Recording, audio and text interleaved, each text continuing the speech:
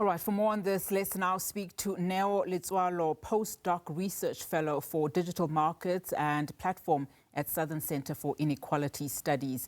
A very good afternoon to you, Neo, and thank you so much for your time. So we know that STEM can sound intimidating, especially for those learners who may still, in 2026, not have the same opportunities and even exposure at the moment. I mean, how would you describe the state of STEM education in South Africa? Thank you very much, and also good afternoon to you and the viewers.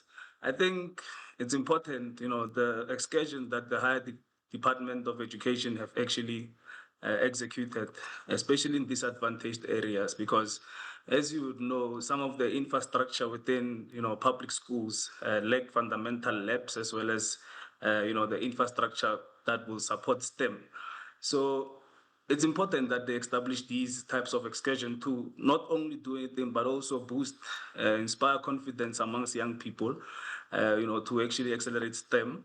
And I know it's a bit intimidating, but the reality is that that's where industry's trajectory is heading. And we cannot, say otherwise, because if you can take a look, some of the, companies are actually integrating technology, employing technology intensive technologies into their institution to accelerate efficiency. So this is the type of skill demand that will be more on the software engineering, computer sciences.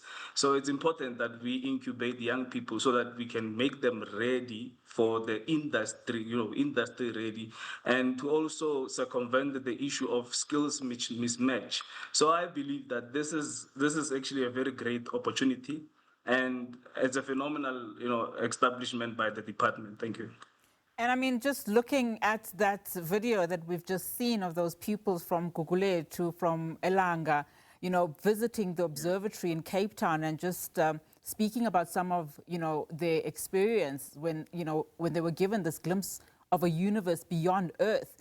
You're speaking about the importance of exposure. How do you make it feel exciting and more accessible throughout, though, for young people, and not have one visits, but have it as a daily occurrence in schools and in class? So I think there should be, some kind of arrangement with, science facilities, especially state-owned.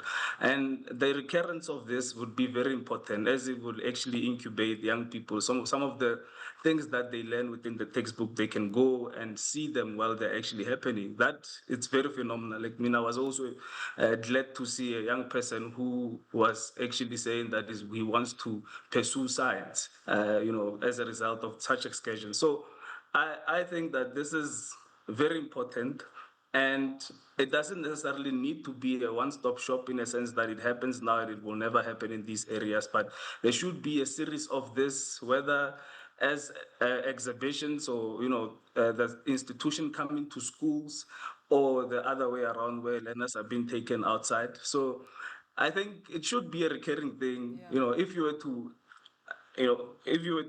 prioritize STEM, then you must make these efforts, not only invest in, accelerating STEM, but also invest in infrastructure within schools, which is very important, so that students can actually see what they're actually learning about and how these things can assist in accelerating efficiency, innovation, and development overall.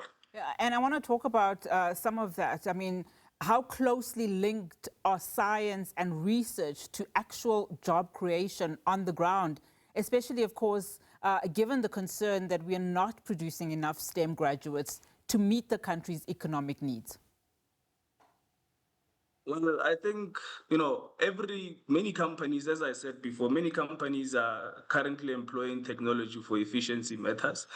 Some of them are automating, some of them are, digitalizing. So it is important that, there's a high skill demand precisely within the software engineering, and even recruiters, recruitment agencies and HR would attest to this narration that it is very hard sometimes to source, software engineering, especially with the level of experience that they would require.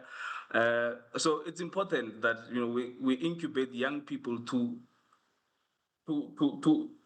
grow within this space, not only learn, but for them to grow within this space. And industries, AI, the use of AI, automation, this is where the fourth industrial revolution, this is where the world is actually heading. So not only are you competitive within the employment market in South Africa, but globally, as you know, some of the richest companies that are currently prospering now are in tech. So I believe that with these types of initiative, you're actually providing an opportunity for the youth to be more competitive and eligible to conquer international job market, not necessarily in South Africa, but internationally.